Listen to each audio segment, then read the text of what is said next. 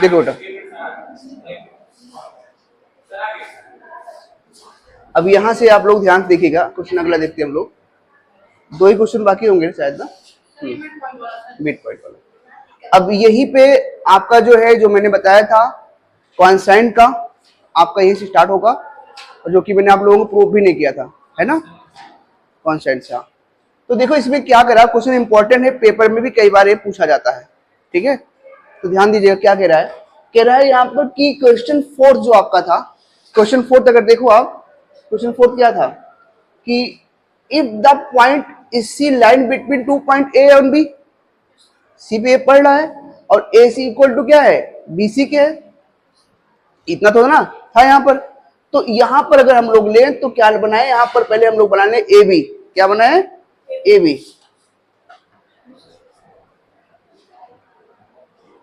तो ये कह रहे हैं ना कि in question 4 point C is called the mid point of the line segment A B. तो ए बी को अगर हम लोग बनाए यहां से, ये तो ये आपका ए हो गया और ये आपका क्या हो गया, बी। और यहां कह रहा है कि सी क्या है, मिड पॉइंट है, सी क्या है, ये मिड पॉइंट है, समझ गए ना। अब इन क्वेश्चन 4 में यही था हम लोगों को कि C is called mid point of segment of A B, prove that every line segment has only and only midpoint। कि हमें यह प्रूव करना है कि एवरी लाइन सेगमेंट, कि प्रत्येक लाइन सेगमेंट पर क्या एक ही मिड पॉइंट होते हैं कि एक से ज्यादा होते हैं, एक ही होते हैं, हमें यही प्रूव करना है। तो इन्हीं कि हमें ये जो प्रूव करना है, तो क्या करना है, टू प्रूव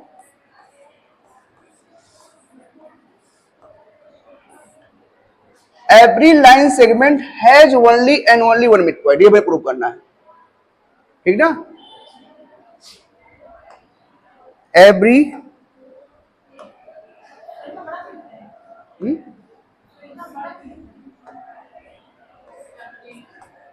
एवरी लाइन, लिख लो यही कहा, यही अभी आ जाएंगे हम लोग, वही ना मिड पॉइंट पे आएंगे भाई। मिड पॉइंट हमें प्रूव करना है, या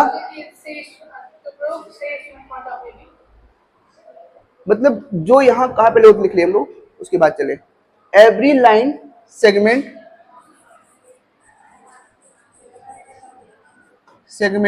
has one and only one mid point,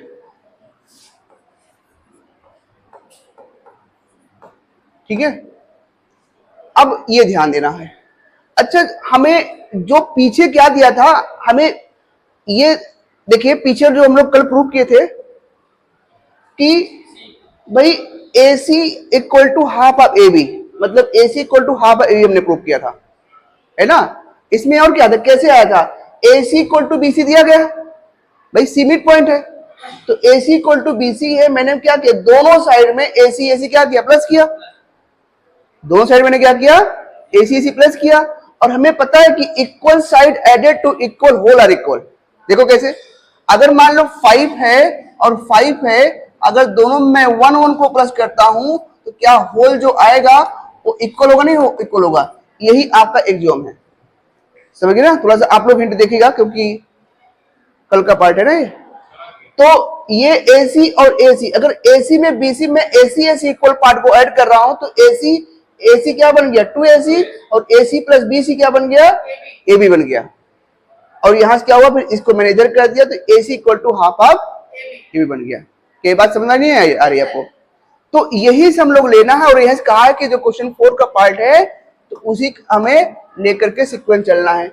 देखो C is a mid point, C अगर मिड पॉइंट है, C is mid point. Mid point जानते हो ना क्या होता है, बोलो। मिड मतलब इक्वल पार्ट के बीचों बीच है और वो इक्वल पार्ट में डिवाइड करेगा। तो अगर ये मिड पॉइंट तो हमें पता है कि AC क्या था, AC equal to half of A B. कल इसको हम लोगों ने प्रूव किया था, बोलो हाँ या ना, सही बात है ना। चलिए आगे, इसके बाद अगर हम लोग और ध्यान से देखें, लेट कर लेते हैं कि एक पॉइंट यहां डी और ले लेते हैं, एक पॉइंट और डी ले लेते हैं, और ये जो डी पॉइंट है ये क्या है, ये डी, ये भी मिड पॉइंट है, ये भी हम लोग लेट कर लेते हैं कि ये भी क्या है, मिड पॉइंट है, क्योंकि ऐसा इन्होंने कहा भी है। तो यहां लेट कर लिया जाए, let D is mid point of A B. अगर D mid point A B का है, क्या हो जाएगा, A D equal to half of A B. बोलिए हाँ या ना, ये तो होगा ना। So A D equal to half of A B, ठीक बात है ना। जैसे सी मिड पॉइंट था तो A C equal to half of A B हुआ था, ऐसे जब मैंने माना डी मिड पॉइंट है तो A D equal to half of A B हो गया। क्या ये बात समझ में आई ना। और कल अगर आपको ध्यान से थोड़ा समझो, कल मैंने आपको क्या बताया था, ध्यान आ रहा है कुछ। कल मैंने आपको ये बताया था कि एक वर्ड जो होता है कॉन्साइन, क्या होता है, कॉन्साइन।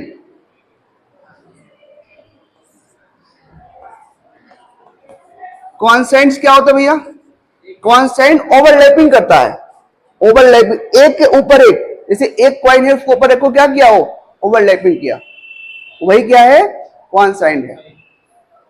क्या बात क्लियर हो रही, नहीं क्लियर हो रही। तो अब यहां से अगर हम लोग ध्यान से देखें तो यहां से ये समझेंगे कि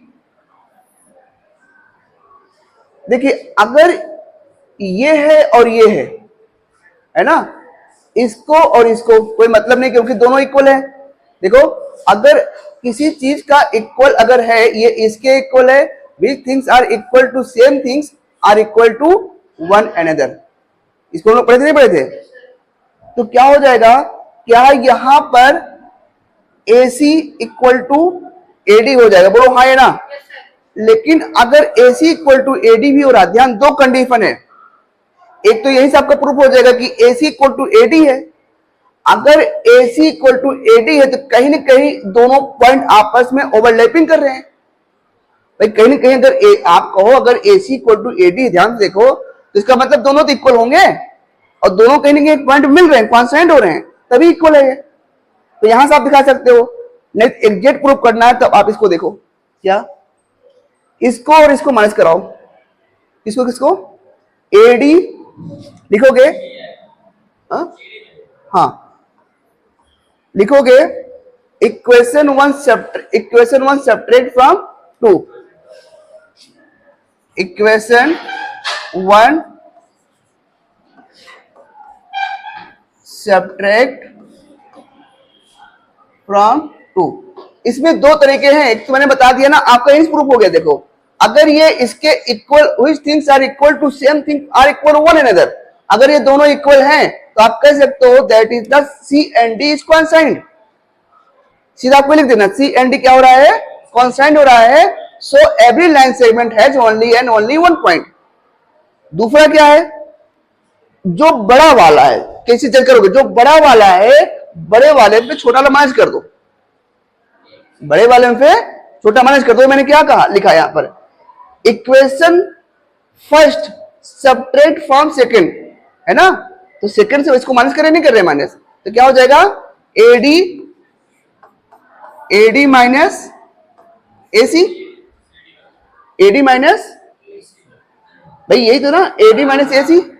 देखो, इक्वेशन फर्स्ट का AD है, AC है, इसको माइनस किया। अच्छा, अगर मैं इतने में से इतना माइनस कर रहा हूं क्या मिलेगा हमें, CD। तो जो ये CD आया है ये क्या है,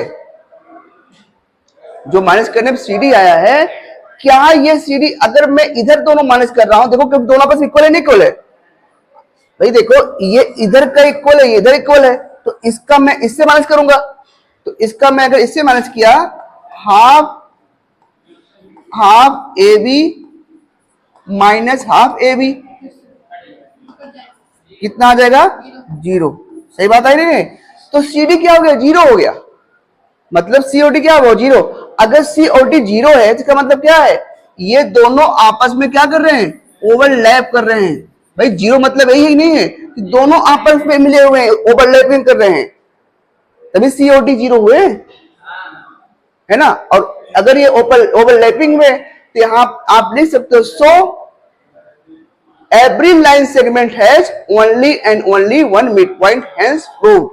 यहां लिख दो आप, ये नीचे आप लिख देना, ठीक ना। Every line segment has only and only one mid point, hence prove.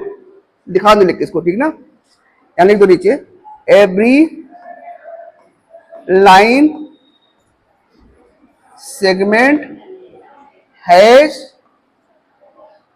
One and only one mid point, ठीक ना। हेंस प्रूव, नीचे लिखना है हेंस प्रूव। क्या ये बात सबको समझ में आ गई, नहीं आ गई? कुछ डिफिकल्ट रहा यहाँ पे, क्वेश्चन इंपॉर्टेंट है, बस ये ध्यान देना।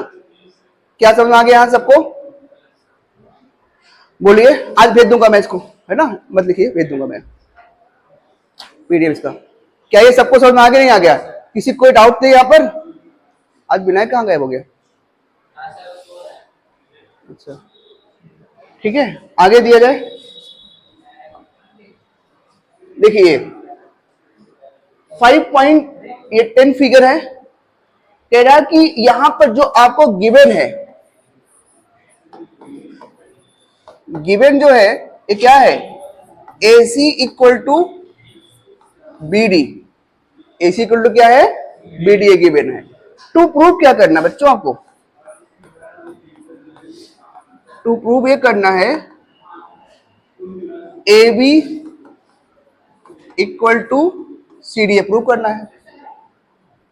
तो देखते रहो, देखते रहो, अच्छा रहेगा, आपको आ रहा है ना, तो देखते रहो, है ना, आ रहा है ना, बहुत बढ़िया। चलो आगे देखो। अब यहां पर अगर देखो आप, AB इक्वल टू CD के दिया गया है, ये देखो ना, AC इक्वल टू, देखो बेटा ये जो यहां से है, ये और ये आपस में क्या है, इक्वल दिया गया है, मतलब यहां की लेंथ और यहां की लेंथ इक्वल है, ठीक है। तो यहां से अगर हम लोग आगे देखें, AC यहां क्या लिखेंगे, टू प्रूफ्स लिखेंगे, क्या लिखेंगे, प्रूफ्स। अब यहां पे प्रूफ्स कर रहे हैं, सिद्ध कर रहे हैं, है ना। क्या है पहला गिवन में, AC इक्वल टू BD, इसको हम लोग क्या लिखेंगे, ये आपका गिवन है। अच्छा BC और BC देखो क्या सेम लेंथ है, नहीं है? BC की सेम लेंथ है ना भाई, BC कॉमन है। अगर इक्वल साइड से सब्ट्रैक्ट करोगे, क्या था एक theorem, equal are subtracted from the equal, reminder are equal. ये लिख लो, equal are added to equal reminder are equal.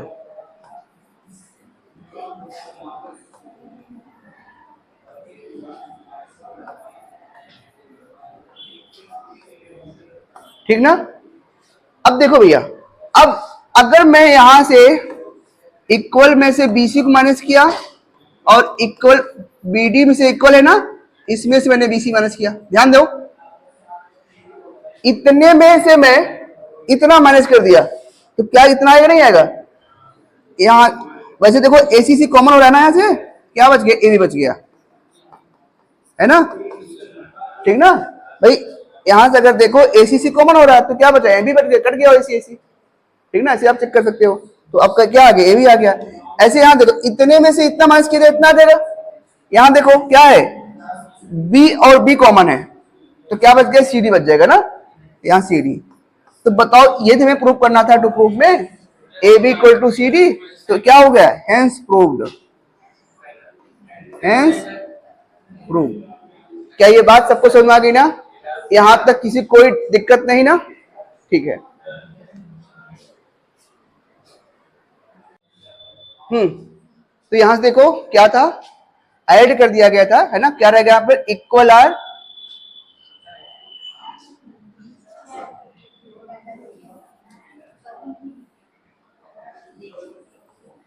Equal are subtracted from equal remainder are